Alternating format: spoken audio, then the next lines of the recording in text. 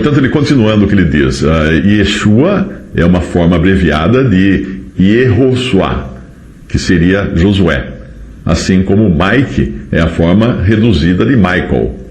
O nome Yeshua ocorre 27 vezes nas escrituras hebraicas do Antigo Testamento, principalmente em referência ao sumo sacerdote após o exílio na Babilônia, o qual é chamado tanto de Yehoshua, em Zacarias 3:3, como mais frequentemente de Yeshua. Na verdade, se eu fosse falar em hebraico, eu diria Yoshua mesmo. Mas eu estou falando em português. O nome Jesus, no hebraico, é realmente Yoshua. Em português, Jesus. No grego, Jesus. E no latim, Jesus. Vejam bem, vamos considerar um pouco acerca desse assunto.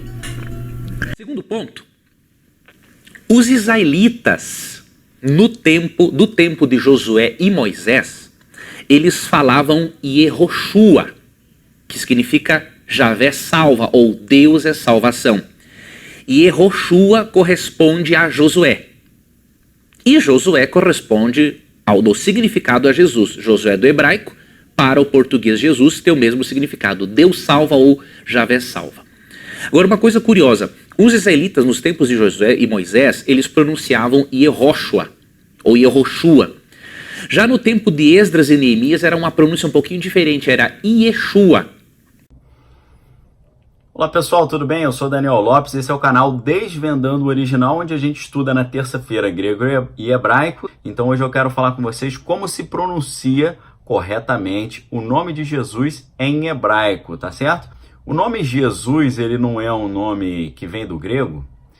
Ele passou pelo grego, né? Ele passa pelo grego, ele passa pelo latim, mas é um nome que vem do hebraico. Aí você fala assim, mas como é que vem do hebraico se no Antigo Testamento não tem ninguém chamado Jesus? Tem gente chamado Jesus, sim, só que a forma do nome não está Jesus, ela está um pouquinho diferente. Agora tem um detalhe no hebraico. Hebraico não tem J, tá certo? Então o nome de Jesus original no hebraico ele não pode ser Jesus. Esse som não existe no idioma hebraico. O G não existe. Tem Ye, tá? E aí que é o Yud, que é a letra hebraica que simboliza o I, tá certo? Então esse som não tem. Aí você fala assim, caramba, mas como pode Jesus ser um nome hebraico então se não tem Jesus no Antigo Testamento? Tem sim, mas ele não aparece na forma grega, ele aparece na forma hebraica, que é Josué. Eu não sei se você sabia, mas Josué e Jesus são o mesmo nome. É a mesma coisa com um nome curioso, quer ver? Jacó e Tiago. Você fala, caramba, mas Jacó não tem nada a ver com Tiago. Mas Tiago é uma versão grega e depois latinizada, depois aportuguesada do hebraico. Yaakov em hebraico significa aquele que pega o calcanhar, né? Porque Akev em hebraico é calcanhar.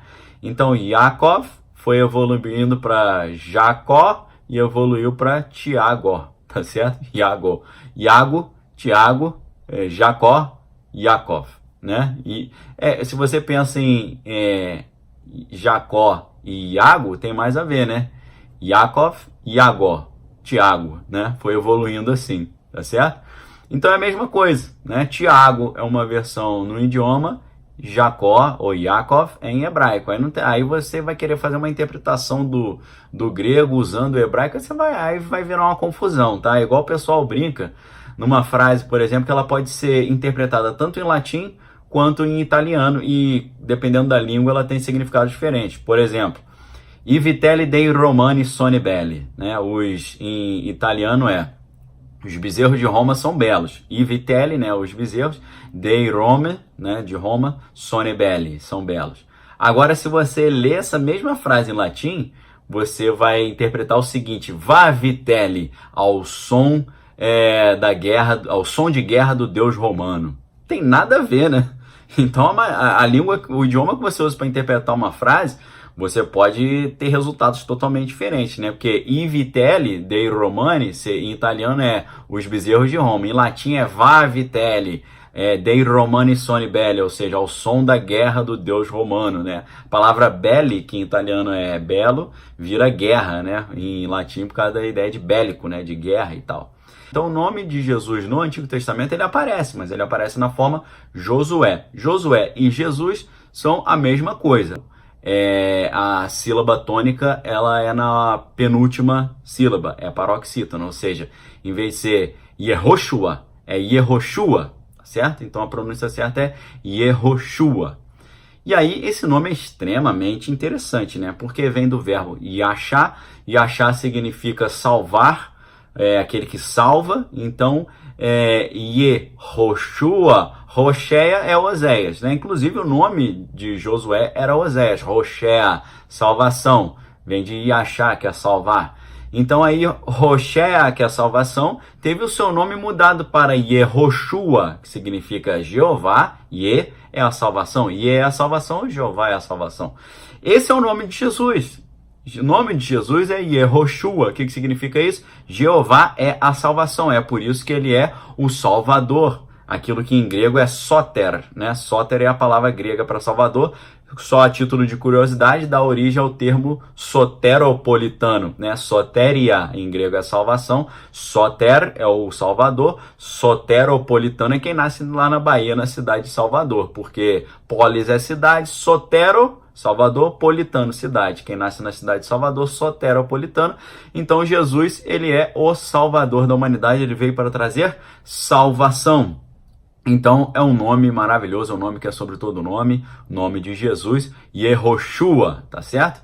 A sílaba tônica ali, paroxítona na penúltima sílaba, não é Yehoshua, é Yehoshua, tá bom? Quando a palavra aparece, por exemplo, em Esdras 5:2, o nome que aparece ali, em português vai estar escrito Jesua, mas no original, no idioma original, em aramaico, você vai encontrar ali Yeshua.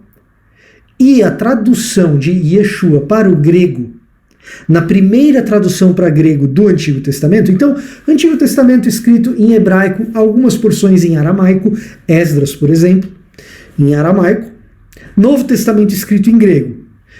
Esdras, em aramaico, aparece ali Yeshua.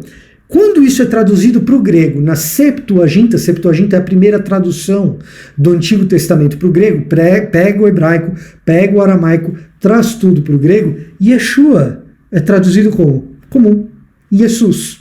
Então, essa e outras atestações documentais, de documentos textuais, a gente tem para poder deduzir que o que nós conhecemos em grego, descrito como Jesus Cristo, como Jesus Cristo, ali em grego no Novo Testamento, provavelmente era falado entre os amigos de Jesus, os discípulos de Jesus, os pais de Jesus, como Yeshua, que é uma abreviação do hebraico Yehoshua, Josué, Deus é a minha salvação, ou Deus é a salvação, algo mais ou menos nesses termos, como uma tradução direta do que seria esse nome, certo?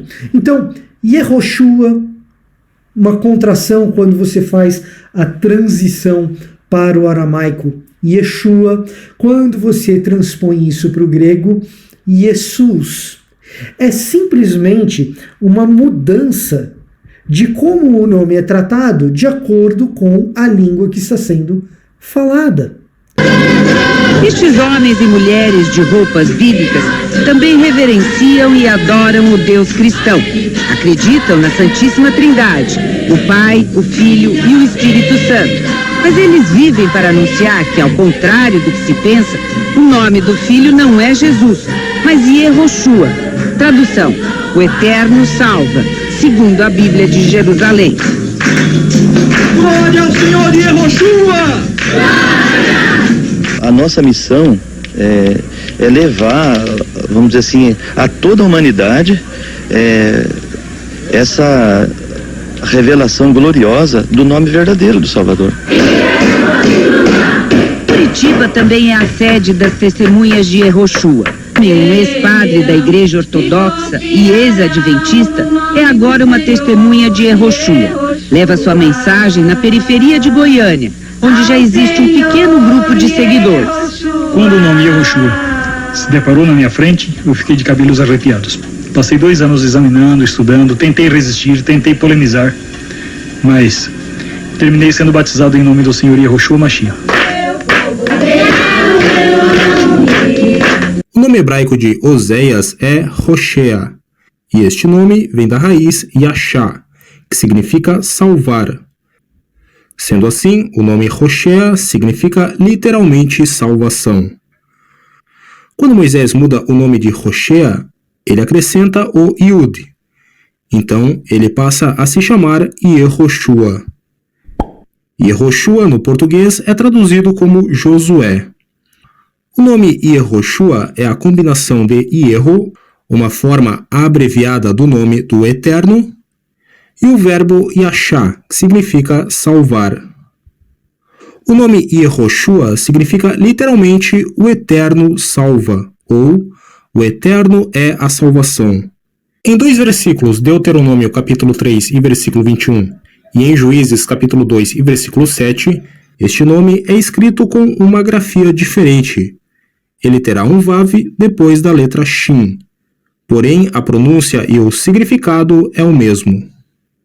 Após o exílio na Babilônia, este nome é abreviado como Yeshua e é traduzido para o português como Jesua.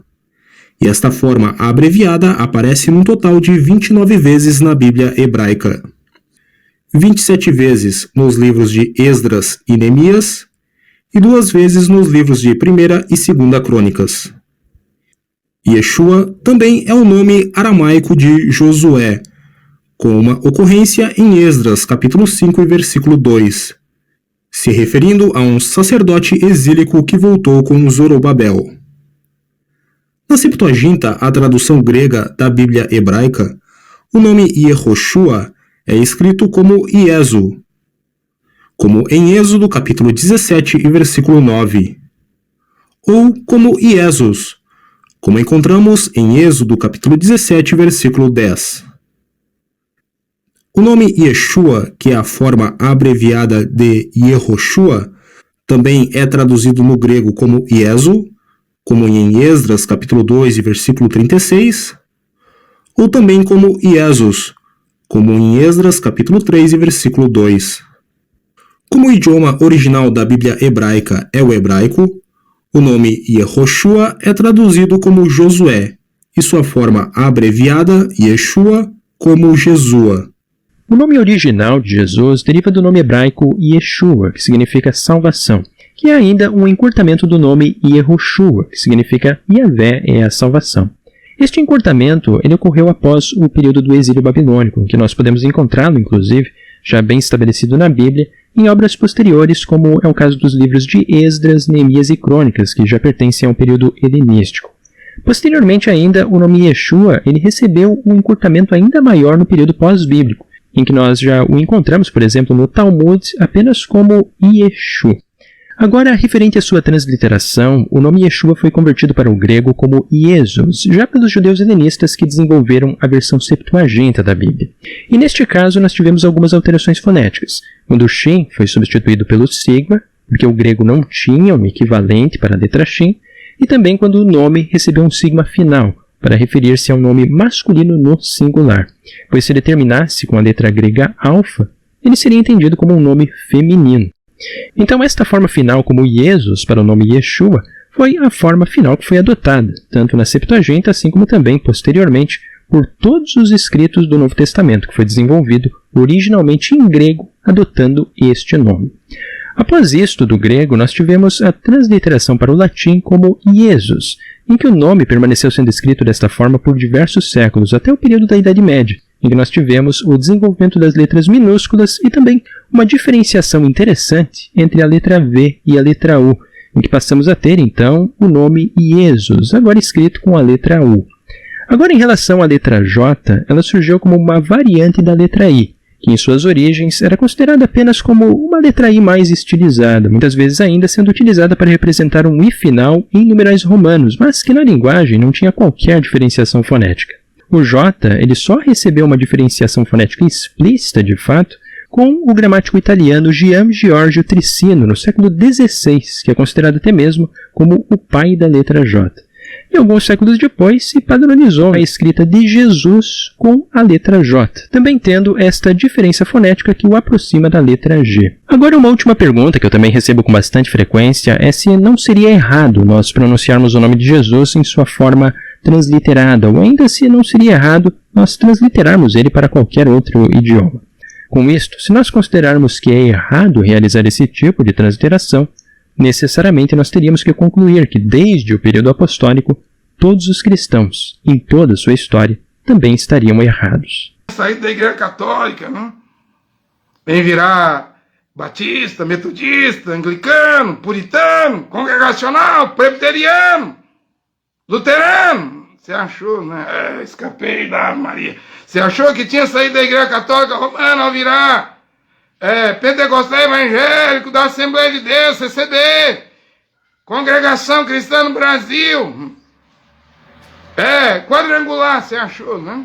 Você achou que tinha saído da Igreja Católica para ir para os neuropentecostais, Deus é Amor, Casa da Bênção? Você achou que saiu da Igreja Católica quando virou neopentecostal, da Igreja Universal, da Igreja Mundial, da Igreja Internacional, da Igreja Plenitude, Trono de Deus, da videira, luz para os povos, renascer, sal a nossa terra, fonte da vida. Você achou. Agora você ouve que quando você prega Jesus Cristo, batiza em nome de Jesus Cristo, canta Jesus Cristo, esse nome é católico romano. Você ainda não saiu da Igreja Católica. Você largou o Cruz Credo, o Rosário, a Ave Maria. Mas o tempo todo essa bênção te pegou. Agora, para se livrar, terás que voltar ao nome hebraico. Eu sei, tá uma confusão, bagunça. Juarez pregando Yahu, já tirou o H, botou 2 E. Yahuá, Yahushua, né? O filho, Yahu, o pai. Romilson pregando Yahu, o pai, Yahushu, o filho. Mas agora chegou a hora da verdade. Tanta confusão. Tanta confusão. Não? Você lê a Wikipedia. E é graças a Gian Giorgio Trissino que você fala Jesus. Se você voltar a Pedro, você vai falar Yehoshua. Se você voltar a Paulo, você vai falar Yehoshua. Se você voltar ao Filho de Deus lá, nos 4 evangelhos, Mateus, Marcos, Lucas e João, vai falar Yehoshua.